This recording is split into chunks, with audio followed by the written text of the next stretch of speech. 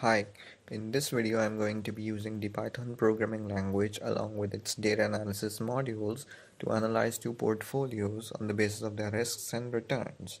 Okay, so let's say we have two investors, Mr. Techie, who likes to invest only in tech stocks, and he's investing in Microsoft, Netflix,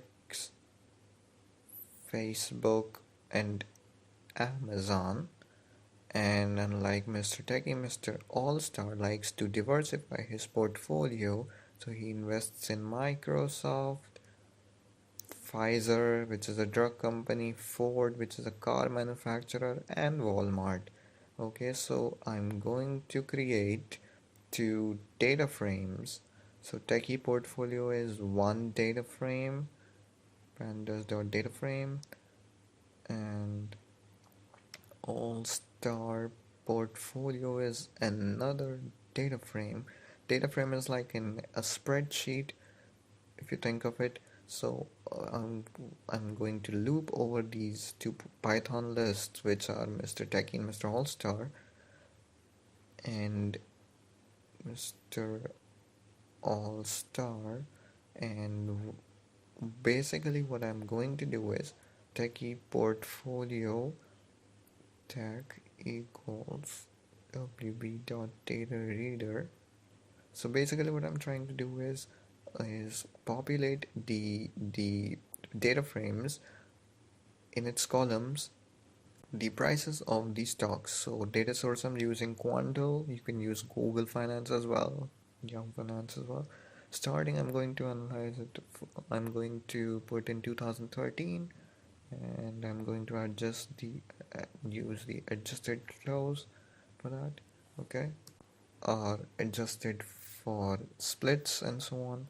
So if I copy and paste for All Star as well, and change this for All Star, and everything looks fine. So if I print these values, so basically I'm going to print the head, basically the preview of what the data frame contains. So if I do tech portfolio.head, it's going to give me a few top rows and top rows of the spreadsheet or data frame. So as you can see, this is the first data frame and the bottom one is the second data frame. So this is actually arranged in a descending order, the stock prices of all these stocks. Okay, so the earliest ones are being shown to you. Okay, so I'm now going to plot these stocks. So what I'm going to do is I'm going to do Techie portfolio divided by Techie portfolio dot ilog.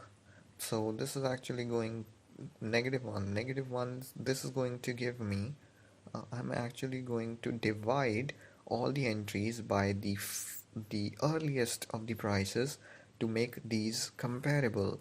So since these stocks are actually starting at different prices, to make them comparable, and you can see that what I'm essentially trying to say here is $1 of money that I invested in these stocks is actually become these values that you can see here, 16 for Netflix and so on. So by dividing by 0, this is going to give me the earliest to the price by accessing the -1. Okay, so this is actually to make the stocks comparable. So you can say that, oh, if I invested $1 at 2013, now it has become this. So I'm going to do the same thing for All Stars portfolio as well. I'm going, as you can see, the $1 invested has become this and so on. And so this that was quite evident because the tech stocks tend to perform really well.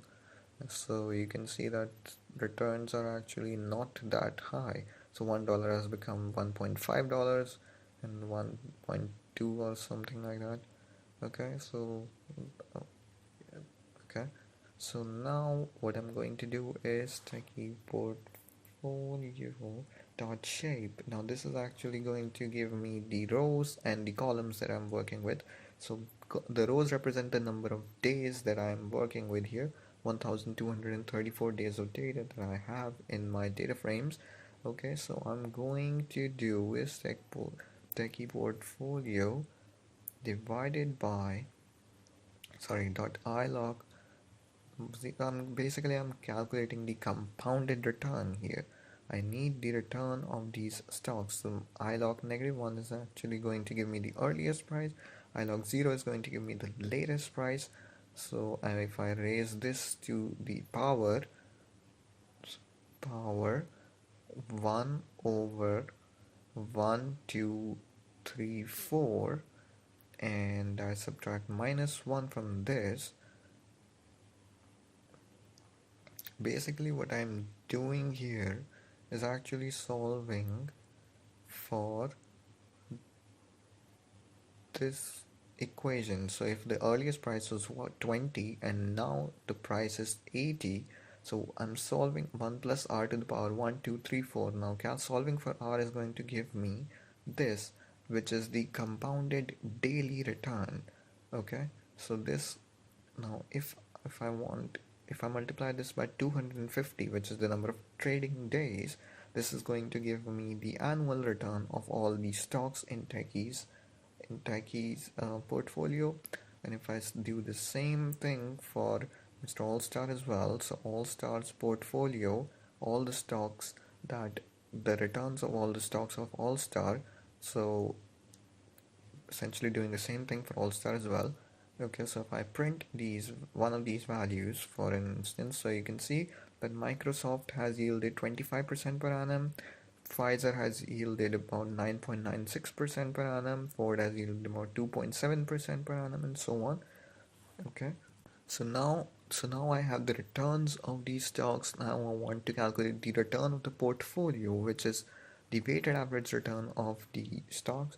So let's assume that each of the stocks have been equally invested in, so weight of these stocks are same, 0.25. So if I want to calculate the portfolio return, I'm just going to multiply the weights by the returns of these stocks.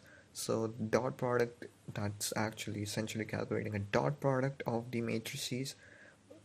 uh, NumPy array is actually going to give me a matrix, and I'm going to do the same thing for all stars portfolio as well.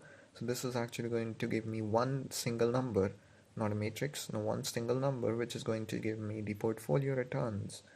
So Techie portfolio returns and all star portfolio returns. As you can see, the Techie portfolio return has yielded 37%, which is much higher as compared to all stars portfolio return, which is 11.75% approximately.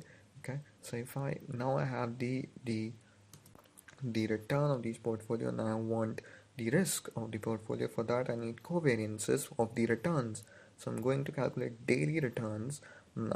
Every Techie portfolio divided by Techie portfolio dot shift 1 is actually going to give me the daily return, which is current day's price divided by previous day's price minus 1.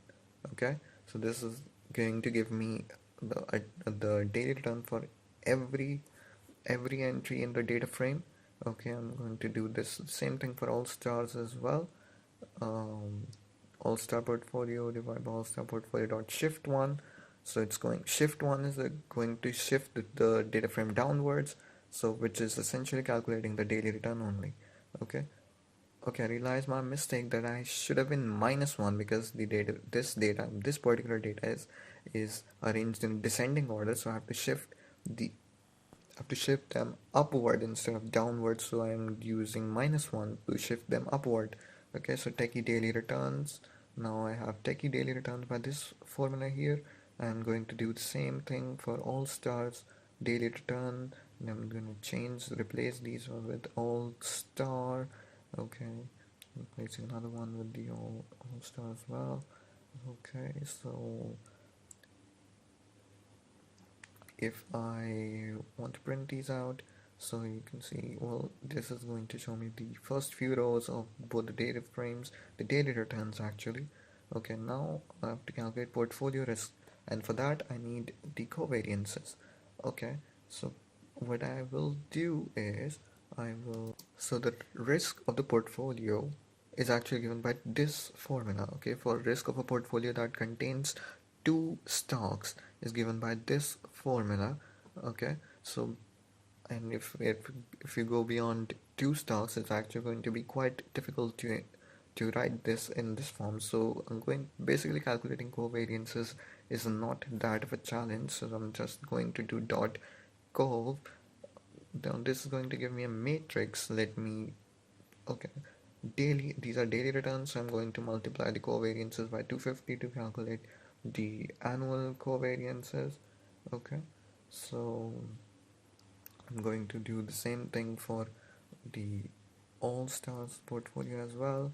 This is actually going to give me the covariance matrix, which is going to make our work a lot easier. Okay, so this actually the table represents the covariance combinations.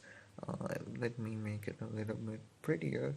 Okay, so okay, the first entry basically tells you the covariance of Microsoft with Microsoft, and these are basically the combination, which is quite understandable. So you in covariance of the stock with itself is going to give you actually the variance. So the diagonal actually represents the variance of all these stocks. Okay, and the opposite ones are actually going to show you covariance of stock 1 with second one is actually the same as covariance of stock 2 with 1. So the entries are actually, you're seeing quite a few entries repeated here. This is just showing you the combinations of the covariances. This is going to make the work a lot easier. If I want to implement this formula for much higher number of stocks, I'm going to make this in this form, a matrix multiplication form. If you know how matrix multiplication works, this is, both these things are the same thing. Okay, but the benefit of using matrix notation is actually you can add a lot more stocks and a lot more stuff here without doing anything else as compared to the formula above. Okay, so I'm just going to implement the matrix multiplication here. Now matrix multiplication can look a bit tedious, a bit ugly if you will, in Python as compared to programming languages like MATLAB.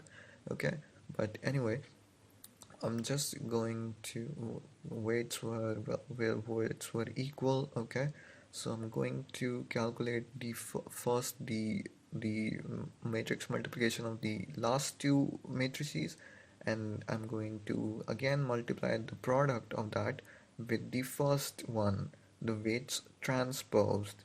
Okay, so this is going to give me the variance of the portfolio of Techie, and I'm going to do the same thing for All Star as well. Now I'm going to change this covariance Techie to covariance All Star. Okay, this is actually going to give me the variance, portfolio variance. I have to convert that into portfolio risk, which is just going, basically just taking the square root of that. And square root is actually just, you can easily calculate by this, raising it to 0.5. Okay, so if you can see, All Star. Okay, um, if I print out those values, Techie portfolio risk, and if I print the values, okay, print all stars as well. Okay, as you can see that techie the tech stocks are actually, the portfolio of tech stocks is actually quite riskier, 23% as compared to 13%. Now since you have the risk, since you have different risks and returns, now I'm going, a better measure to calculate which of these are better is a Sharpe ratio. For Sharpe ratio, I'm going to assume a risk-free rate of 2%, which is quite reasonable for US 10-year yields, I think. Okay, so basically higher Sharpe ratio tells you which of these stocks is rewarding you better for the risk that you're taking. Okay, so if I take a look at the returns, so of these portfolio. Now what are they earning? Okay, so okay, so Techie, I'm going to subtract the Techie portfolio, the return from the risk-free rate. This is actually going to give me the additional the reward that I'm getting divided by the risk that this portfolio has. So reward that I'm getting divided by the risk that I'm taking. Okay, and I'm going to do the same thing for All Star as well. Okay, by changing this to All Star. Okay, and All Stars portfolio risk. Okay, so higher Sharpe ratio indicates that you are being rewarded much higher for the risk that you are taking. Okay, so if I print out Sharpe ratio Mr. Techie and ratio Techie, and I print the same thing for Mr. All Stars as well. As you can see that even though Mr. Techie has the portfolio he owns has a higher risk, but it's actually returning much higher. So for 1% of risk, you are being rewarded 1.5 times, and as compared to 0.73 times for the $1 or whatever risk that you're taking. So this is actually,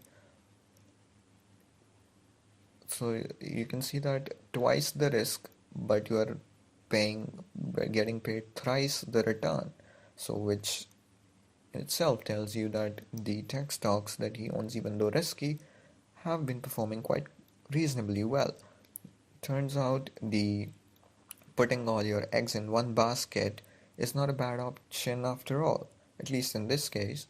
Okay, so Sharpe ratio is actually a good measure to, because it takes into account both the risk and the return that you're getting. Okay, so okay, thanks.